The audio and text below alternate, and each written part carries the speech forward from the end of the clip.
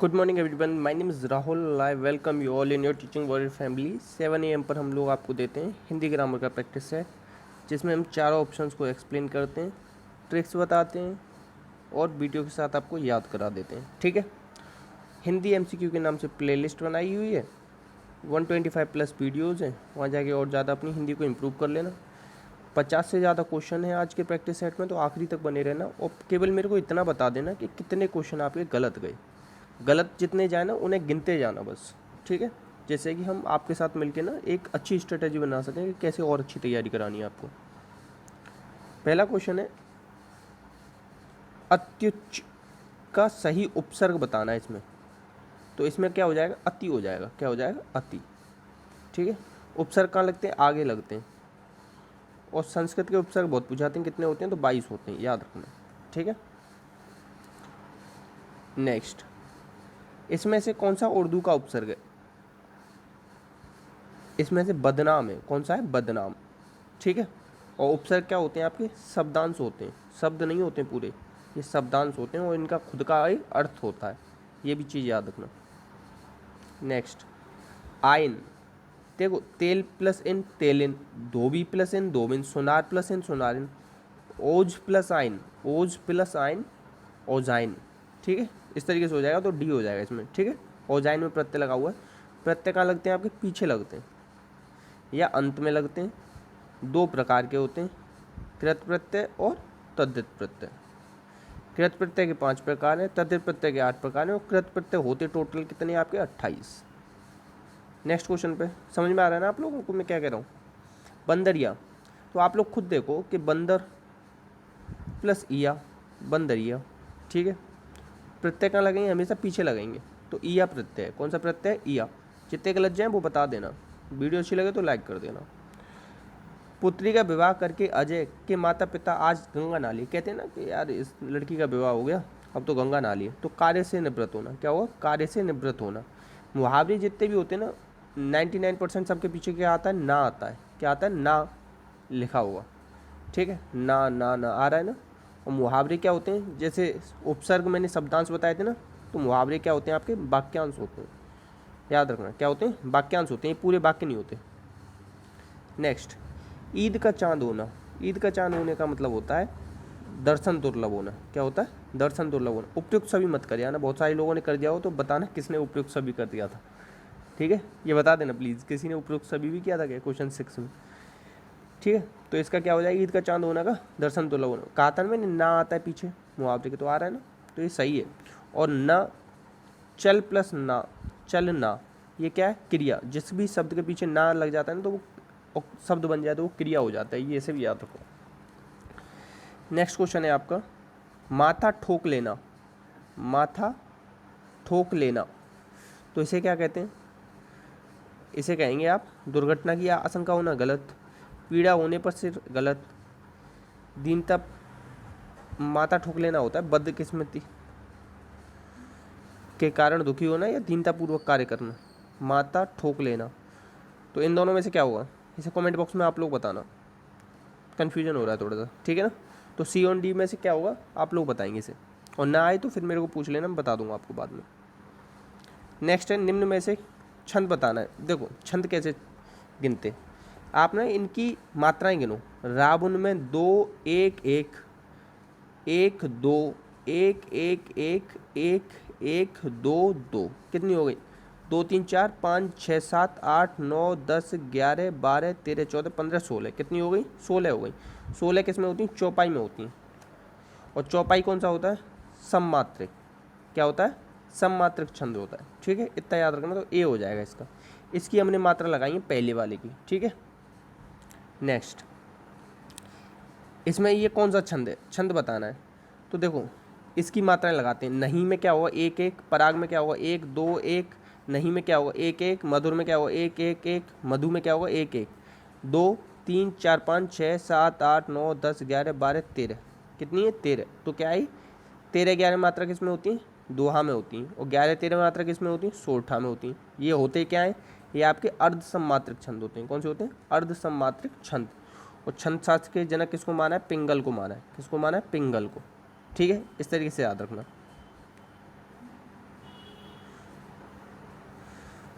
Next, इसमें से बताना है कि कौन सा अशुद्ध है। अशुद्ध ये औसत होता है, औसत नहीं होता, ठीक है। तो ये अशुद्ध है, बाकी ये सब तीनों सही है, अधिनियम, उन्मुख और आगुण। नेक्स्ट, आज भी भारतवर्ष में श्रवण कुमार पैदा होते हैं, तो मतलब जब भी कह दें कि ये तो बिल्कुल गांधी की तरह है, ये तो रावण की तरह है, तो ये सब क्या हो जाता है, ये जातिवाचक हो जाता है। क्या हो जाता है, जातिवाचक। संज्ञा कितने प्रकार की होती है, 3 प्रकार की होती है, उत्पत्ति के आधार पर, और 5 प्रकार की होती है अर्थ के आधार पर, ठीक है। और इतना याद रखो। व्यक्तिवाचक में एग्जाम्पल होते हैं हिमालय, गंगा, हिमालय या गंगा। भाववाचक में क्या होते हैं, बुढ़ापा, जवानी और दिन रात, ये सब भाववाचक हैं, ये सब कॉन्सेप्ट हैं, दिन रात हुआ, ठीक है। इतना याद रखना। ये 3 तो हो गए, और क्या रह गया, समूहवाचक और समुदायवाचक। समूह और समुदाय, ठीक है। संकेतवाचक नहीं होता। नेक्स्ट, स्वतंत्र भारत की राष्ट्रलिपि क्या थी, ये देवनागरी थी। क्या, देवनागरी थी, ठीक है। इस चीज़ को याद रखना। और एक चीज़ बता दूं कि हिंदी की जो मानक रूप है ना, वो 1962 में तैयार किया गया था कि हिंदी का मानक रूप क्या है, तो इसे चीज़ को याद रखें। और इंग्लिश की क्या है, इंग्लिश की जो लिपि है ना, वो रोमन है, इसे भी याद रखना, ठीक है। और गुरुमुखी किसकी है, पंजाबी की है, गुरुमुखी पंजाबी की। तो इन चीज़ों को आप थोड़ा याद रखेंगे। नेक्स्ट क्वेश्चन पे चलेंगे। इसमें से सौदामिनी का पर्यायवाची नहीं है। सौदामिनी का कौन सा नहीं होगा, सिलीमुखी नहीं होगा। सिलीमुखी किसका होता है, ये बाण का होता है, बाण, तीर, इनका होता है सिलीमुख। बिजली, चंचला, क्षण प्रवाह, ये होते हैं आपके सौदामिनी। गरल का क्या होगा, कुछ दिन पहले भी बताया था ना, गरल का क्या होता है, विष होता है। गरल का क्या होता है, विष, याद रखना, बहुत ज़्यादा पूछा जाता है गरल वाला, इंपॉर्टेंट है, इंपॉर्टेंट लगा दें। अब अहीर का तत्सम क्या होगा, अभीर हो जाएगा। क्या हो जाएगा, अभीर। तत्सम कौन से होते हैं, संस्कृत के शब्द होते हैं। और तद्भव क्या होते हैं, जो जिनका रूप बदल जाता है, रूप बदले हुए रूप को जो हमने अपनी सुविधा अनुसार मतलब थोड़े से बदल दिए हैं, ठीक है। नेक्स्ट, शलाका का क्या हो जाएगा, शलाका, शलाका का हो जाएगा सलाई। क्या हो जाएगा, सलाई, ठीक है। और एक चीज़ और बताऊं, ज़्यादातर ये वाला शाह आता है ना, ये तत्सम में आता है, ये वाला शाह जो आता है ये तद्भव में आता है, इस तरीके से भी निकाल लेना।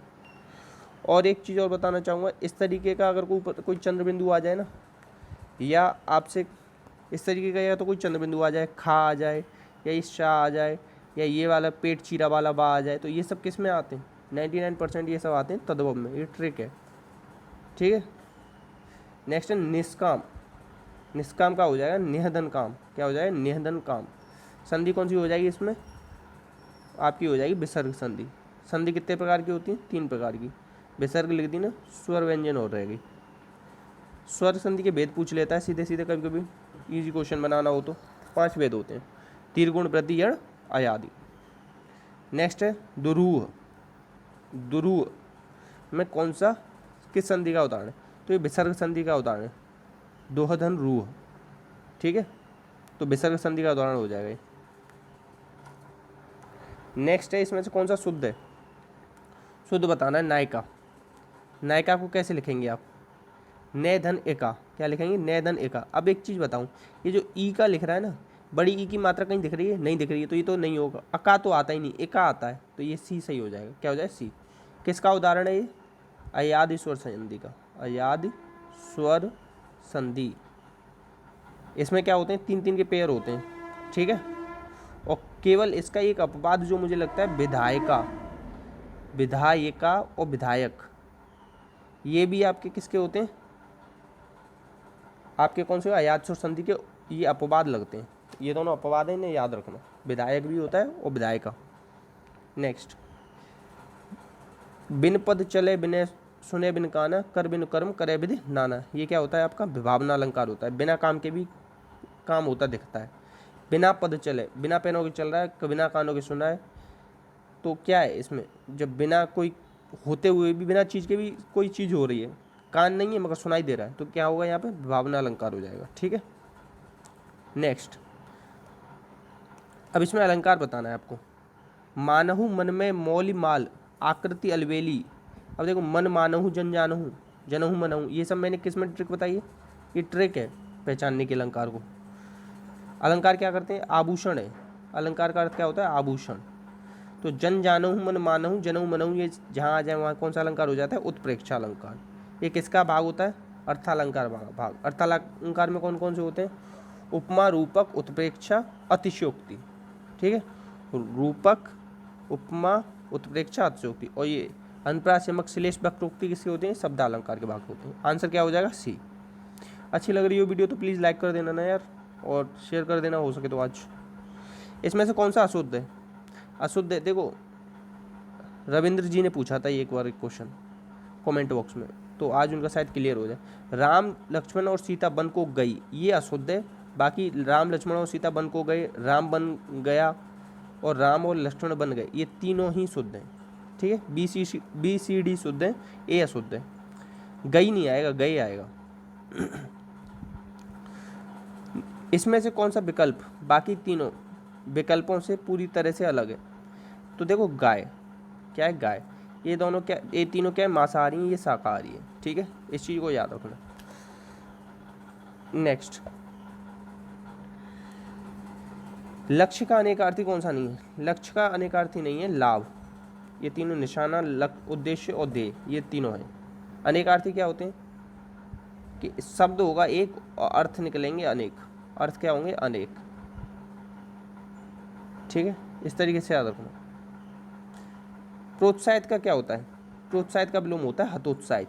सी सही हो जाएगा। विलोम का मतलब क्या होता है? उल्टा। ठीक है, नेक्स्ट, दो विपरीत शब्दों को जोड़ने के लिए किस विराम चिन्ह का यूज करते हैं? तो ये विराम चिन्ह का यूज करते हैं योजक, इस तरीके से, जैसे दिन रात, माता पिता, राधे श्याम, इस तरीके का करते हैं। और ये किस में आते हैं? द्वंद्व समास में आते हैं। द्वंद्व इस तरीके से शुद्ध लिखते हैं। ये भी शुद्धिकरण में भी पूछा जाता है कि शब्द शुद्धिकरण में द्वंद्व कैसे लिखते हैं।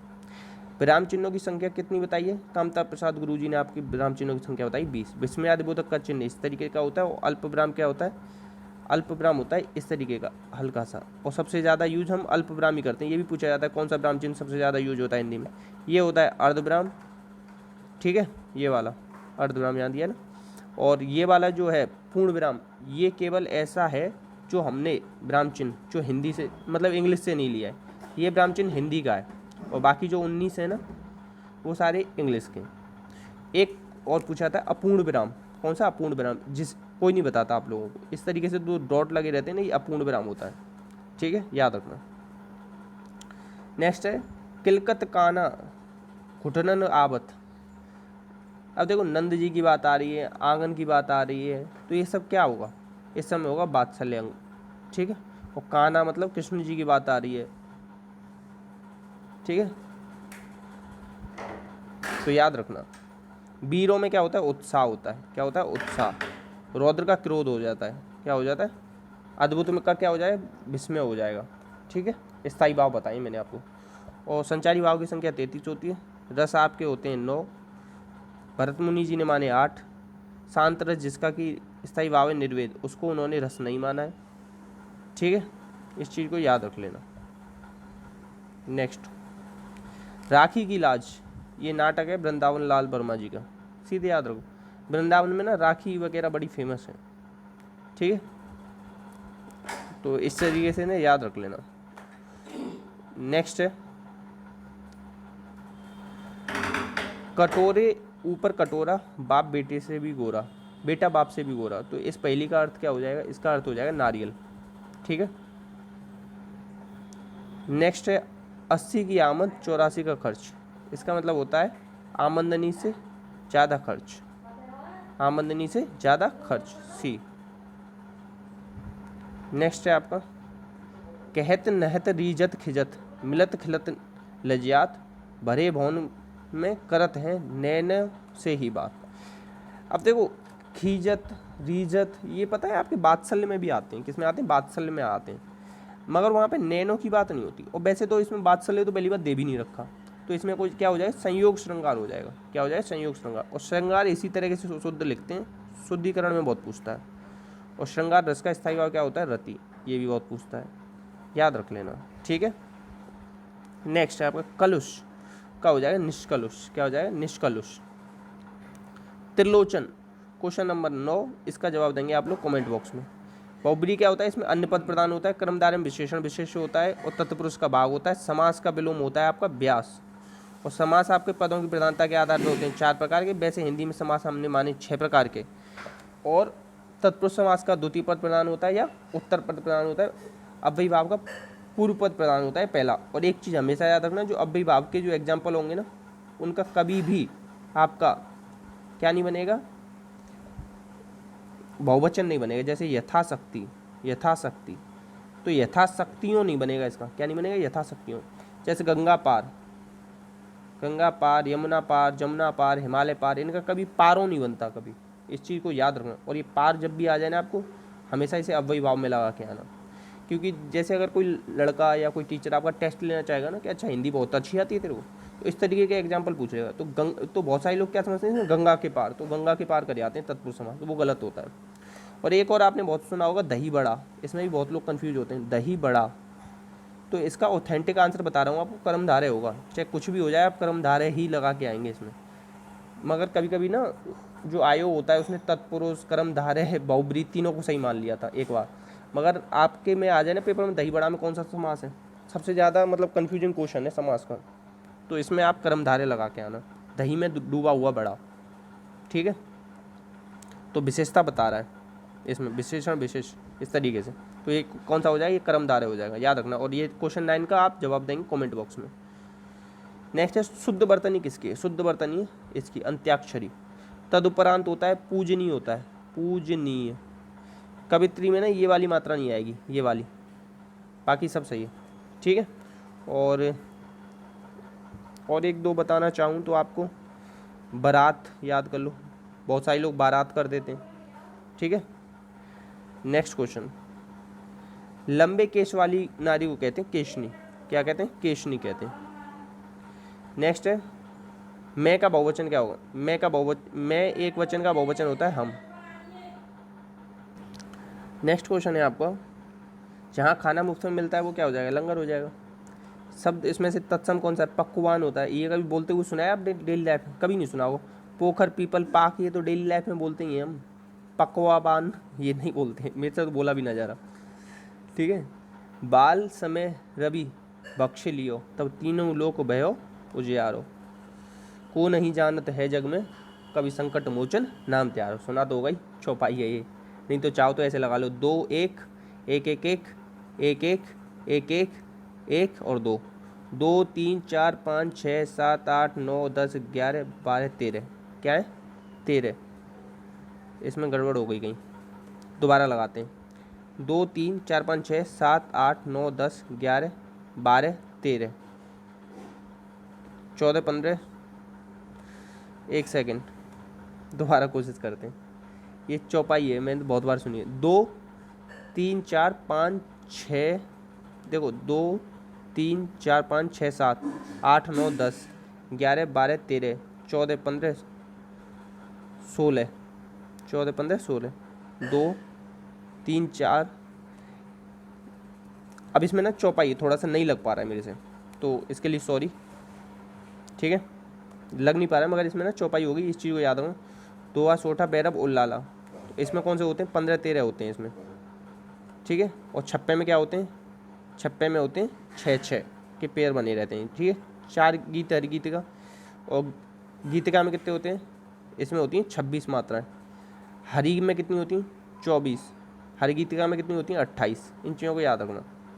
ठीक है, इसमें से कौन सा उपसर्ग रहित है, कभी भी जो नाम होते हैं ना, तो नाम वाला अगर आपको मिल जाए तो उपसर्ग रहित हो। सुधन योग हो जाएगा, बे प्लस देश हो जाएगा, अतिधन अधिक हो जाएगा। तो ये तीनों में तो मिल रहा है, सुरेश में नहीं मिल रहा है। सुरेश वाला एग्जाम्पल बहुत देखा है मैंने, तो याद रखना ये वाला। मनोती, मन प्लस होती, मन प्लस ओती, मनोती। राजा का पुरुष, राजा का पुरुष, तो का आ रहा है ना, काकी के, संबंध काकी के, तो ये किस में हो जाएगा, ये हो जाएगा संबंध तत्पुरुष। और संबंध और संबोधन ये किस में नहीं होते, कारक चिन्ह, ये संस्कृत में नहीं होते, इस चीज़ को याद रखना। और तत्पुरुष समास में कितने कारक चिन्हों का यूज करते हैं, 6। संस्कृत में भी कितने कारक चिन्हों का यूज करते हैं, 6 कारक चिन्ह होते हैं, कितने आपके 8। और समास में कितने कारक चिन्हों का यूज करते हैं, 7। ये 4-5 चीज़ें याद रख लेना। द्वंद्व में क्या होता है, दोनों पद प्रदान होते हैं, द्विगु में पहला पद संख्यावाचक होता है, इस चीज़ को याद रखना। नेक्स्ट है, इसमें से कौन सा भिन्नार्थक नहीं है? देखो रोटी और चपाती तो एक ही बात है, बाकी गाय बछेरू प्रचार प्रसार उर्दू फारसी ये सब अलग अलग है, ठीक है। नेक्स्ट, द्विज का अर्थ क्या है? द्विज मतलब होता है ब्राह्मण और क्षत्रिय, अंडज चंद्रमा पक्षी दांत, इन सबको द्विज कहते हैं। ये 2 बार जन्म लेते हैं, दांत 2 बार आते हैं, पक्षी अंडे में आता है फिर बाहर आता है, ब्राह्मण अंडज चंद्रमा इन सबको द्विज कहेंगे, ठीक है। पक्ष क्या है? पक्ष क्या है आपका? तत्सम है। क्या है? तत्सम, ठीक है। और इसे एक बार कंफर्म कर लेना, क्वेश्चन नंबर 23 इसे आप लोग कंफर्म करेंगे, एकदम कंफर्म जवाब नहीं दूंगा मैं इसका, फालतू कन्फ्यूजन हो जाए आपका, ठीक है। क्वेश्चन नंबर 23 को आप कंफर्म करेंगे, मगर वैसे मेरी तरफ से इसका आंसर तत्सम है। नेक्स्ट, इसमें से किसका कर्ता लिंग वचन कारक आदि के अनुसार बदल जाते हैं? तो ये होते हैं मुहावरे। क्या होते हैं? मुहावरे। नेक्स्ट, जिन वाक्यों से क्रिया करने के होने की सूचना मिलती है इसे कहते हैं विधानवाचक। ये कितने होते हैं आपके? 8 तरीके के होते हैं। कितने तरीके के होते हैं वाक्य? 8 तरीके के, ठीक है, याद रखना। और वैसे सरल संयुक्त मिश्र रचना के आधार पर 3 तरीके के होते हैं, अर्थ के आधार पर 8 तरीके के होते हैं। इस तरीके से याद रखो, फिर कन्फ्यूजन नहीं होगा, ठीक है। नेक्स्ट, वाक्यों में एक से अधिक उपवाक्य मिश्रण होते हैं और इसमें एक प्रधान उपवाक्य और शेष आश्रित उपवाक्य। जब कहते हैं ना आश्रित उपवाक्य केवल मिश्रित में आता है, ठीक है। संयुक्त में कौन से होते हैं? दोनों प्रधान होते हैं। संयुक्त में क्या होते हैं? दोनों प्रधान होते हैं। और इसमें क्या होता है? इसमें एक ही विधेय और एक उद्देश्य होता है, ठीक है, साधारण में। तो इसका क्या आंसर हो जाएगा? 27 का आंसर हो जाएगा सी, ठीक है। और ज़्यादातर इनको पहचानने की ट्रिक ये है, मिश्रित को की आता है बीच में, जो सो ज्यों त्यों इस तरीके के आते हैं, जिसका उसका जैसे वैसे ये आते हैं मिश्रित में। और इसमें आते हैं किंतु परंतु और एवं इसलिए वरना, ये संयुक्त में आते हैं। नेक्स्ट है, आटे दाल का भाव मालूम होना, इसको कहते हैं सांसारिक कष्टों का अनुभव होना। नेक्स्ट है, हाथी के पर्यायवाची कौन से हैं? हस्तकर पाणी, ये तीनों पर्यायवाची हाथ के हैं। गंगोदक, गंगाधन उदक, गंगाधन उदक, गंगोदक। नेक्स्ट, सुन केवट के बैन प्रेम लपेट अल्पेट। देखो इसमें प्रेम में 2 1 1 2 2 1 1 1 और 2 3 4 5 6 7 8 9 10 11 12 13 13 आ रही हैं दूसरे वाले में। तो पहले में कितनी होंगी? 11। तो 11 13 किस में होती हैं? सोरठा में। किस में होती है? सोरठा में। तो इसका आंसर हो जाएगा बी। अब इसमें अगर भरोसा नहीं तो लगा लेते हैं, 1 1 2 1 1 2 2 1 1 2 3 4 5 6 7 8 9 10 11 हो रही ना 11। तो 11 13 किस में मात्रा होती है? आपकी सोरठा में होती हैं। और अगर इसे ही मैं उल्टा लिख दूँ ना, पहले लिख दूँ प्रेम लपेटे अल्पेटे और सुन केवट के बैन, इस तरीके से अगर उल्टा लिख के आ जाता है, ज़्यादातर यही करता है कि जो आपकी दोहा है ना उसको उल्टा लिख देता है और हम लोगों को लगता है वो दोहा है, मगर मात्रा लगा के देखा करो हमेशा, तब पता पड़ेगा, ठीक है। नेक्स्ट है spill the beans. Spill the beans आजकल पता है हिंदी में ये अनुवाद भी पूछ रहा है बहुत सारे पेपर्स में, जो अच्छे पेपर बने आर ओ में पूछ रहा है, UPPCS में पूछ रहा है, तो इनमें ना पूछ लेता है सीधे, तो रहस्य उजागर कर देना, वो कहते हैं स्पिल द बीन्स। इसी के साथ प्रैक्टिस सेट समाप्त हुआ। अच्छा लगा हो तो प्लीज़ लाइक कर दो यार, दोस्तों में शेयर कर दो, सपोर्ट कर दो यार प्लीज़। ये आपकी स्माइली प्लीज़ कर देना, ठीक है। और अगर कोई कन्फ्यूजन हो रहा हो तो कमेंट बॉक्स में पूछ लेना। इसी के साथ जय हिंद जय भारत।